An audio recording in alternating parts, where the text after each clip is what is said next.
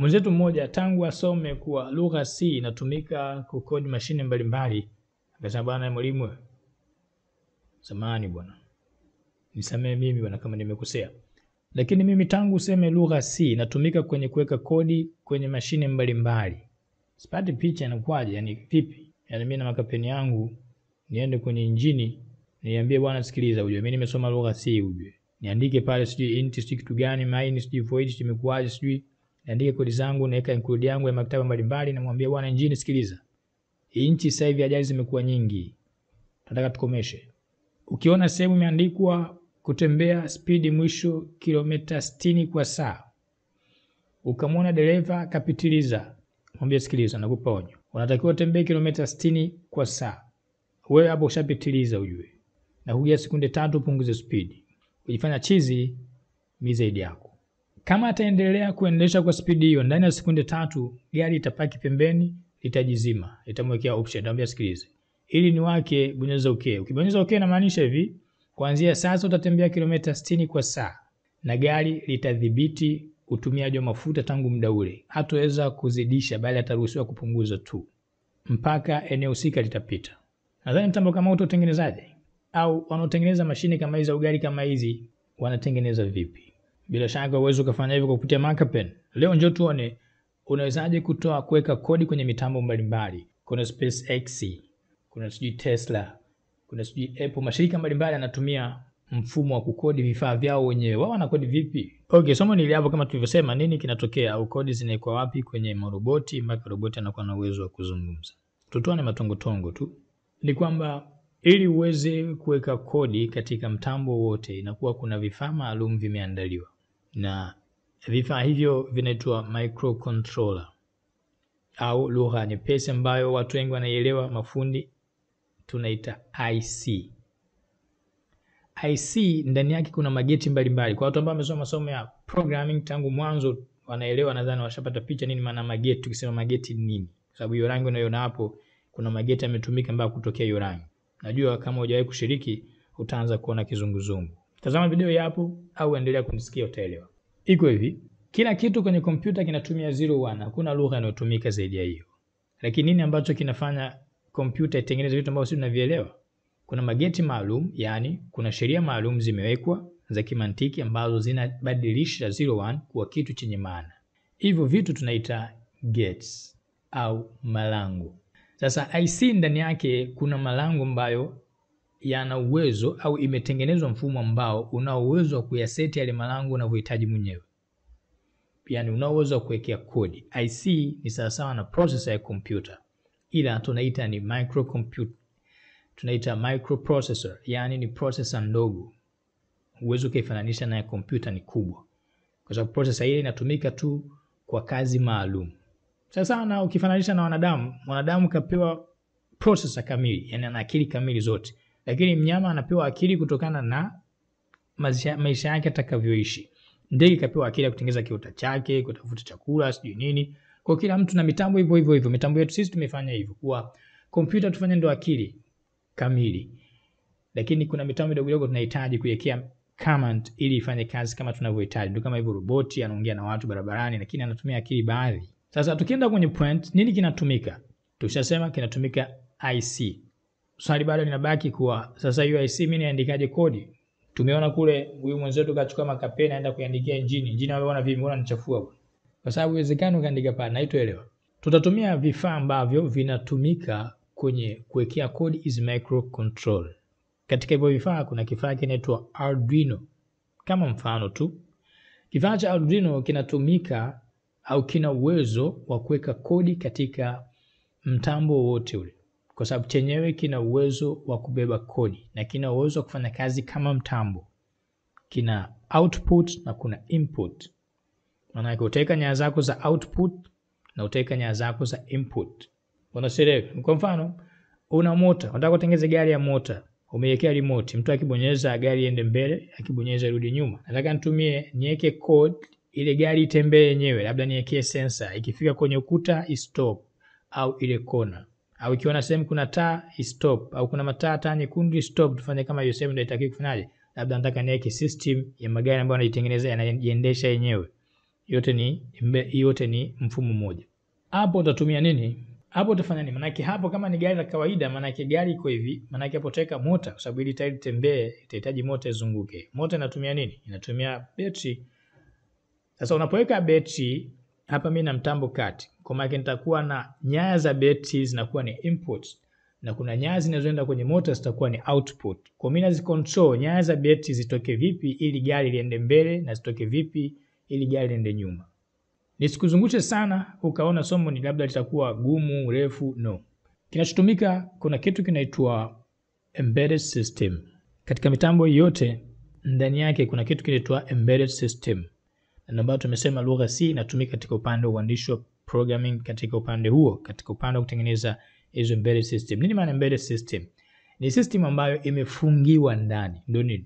Wakati tunasoma programming katika multimedia builder tulisoma hivi, katika startup setting ya project una uwezo wa kuweka sauti ikawa ina path ipo ndani ya kompyuta, na una uwezo wa kuchukua sauti yako kutoka ndani ya kompyuta ukaifunga ndani ya program ikawa embedded. Sasa sauti inapokuwa embedded inakuwa maana yake nini? Inakuwa ni hivi, imefungwa ndani ya program. Maana yake ukija kuitafuta kwenye kompyuta hutoiona kwa sababu ipo ndani ya program yenyewe. Yaani hutaipata. Mfano mwingine, nilikwambia bwana program hii password yake ipo ndani ya setup, ni embedded. Maana yake inamaanisha hivi, hiyo program ili upate hiyo password lazima uifungue setup yenyewe, na kitu ambacho ni kigumu. Password hiyo ambayo imefungwa ndani tunaita ni embedded. Umeelewa kitu? Ngine na bado. Okay, wale mafundi wale wanakilili wanakitumia cha kupimia kuangalia ukuta umepinda, umenyoka, umekinakuwa kwa maji mle ndani. Yale maji unaweza kuyatoa, huwezi kuyatoa. Maji kama yale tunaita ni embedded water. Ndio nini? Yaani yamefungiwa ndani ya kitu. Picha imeanza kuja eti.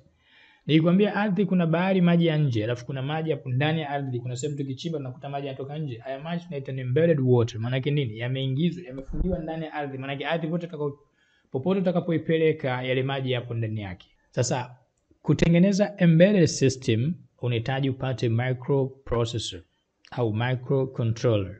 Na kuziwekea kodi microcontroller, hizi zinauzwa katika maduka ya electronics. Ukienda ukimwambia nataka microcontroller atakuuzia tena bei nyepesi tu. Sasa microcontroller ukishaipata unachukua Arduino kuja kuwekea command, au kifaa mfano wa Arduino kuja kuwekea command, sababu vipo vifaa vingi vinafanya kazi hiyo. Unapata picha hapo?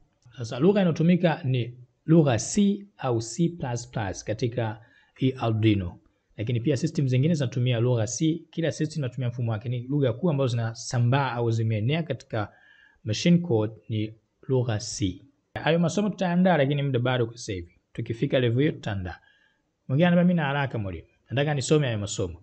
Nifanyeje? Njoo tuangalie nini unahitajika kukifanya au masomo gani unatakiwa uyasome ili uwe ni mtaalamu wa kutengeneza system unazotaka wewe mwenyewe, au kutengeneza maroboti na vifaa ambavyo vina uwezo wa kufanya kazi, yani smart objects au devices.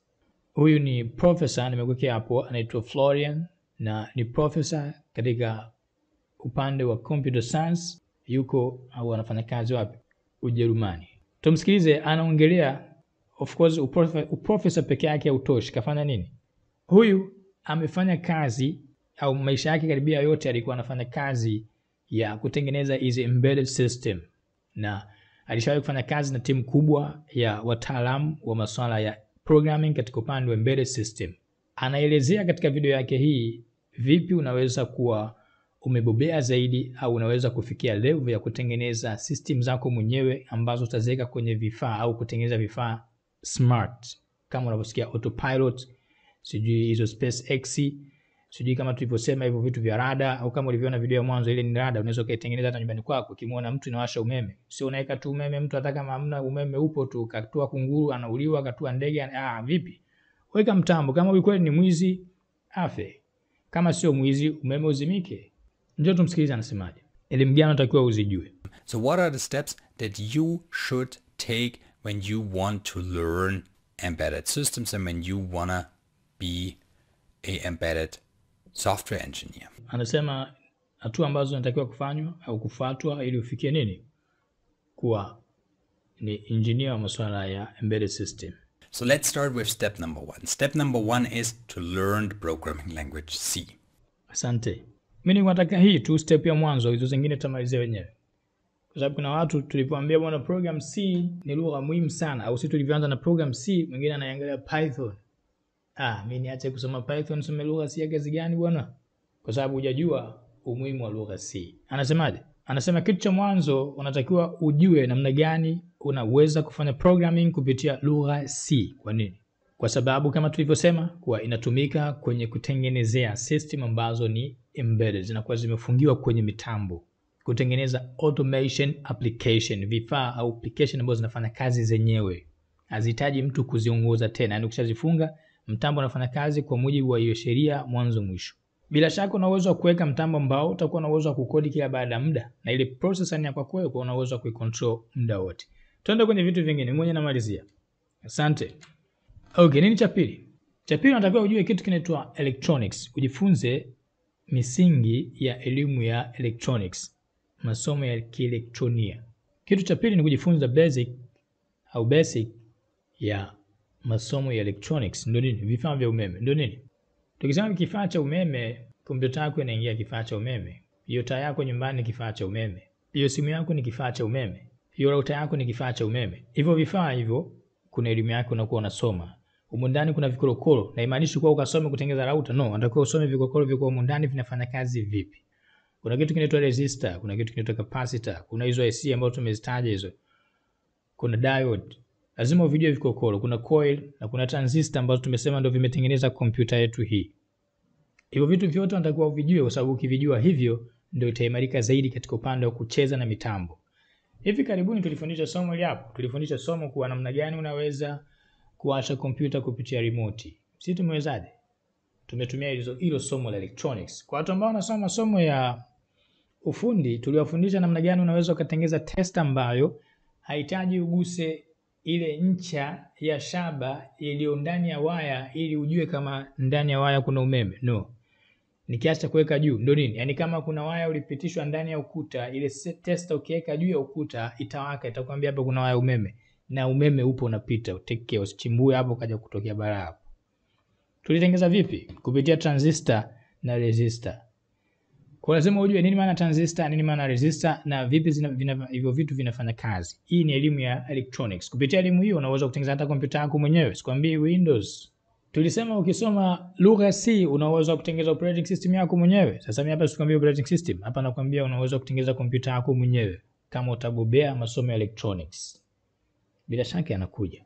Okay, kitu cha tatu nini? Unatakiwa usome elimu ya Arduino, au ujifunze namna gani unaweza ukaandika code kupitia Arduino, au unaweza ukacode hiyo microprocessor au microcontroller kupitia Arduino. Arduino ni kifaa ambacho kinatumika kukodia hizo microcontroller. Ni moja ya vifaa.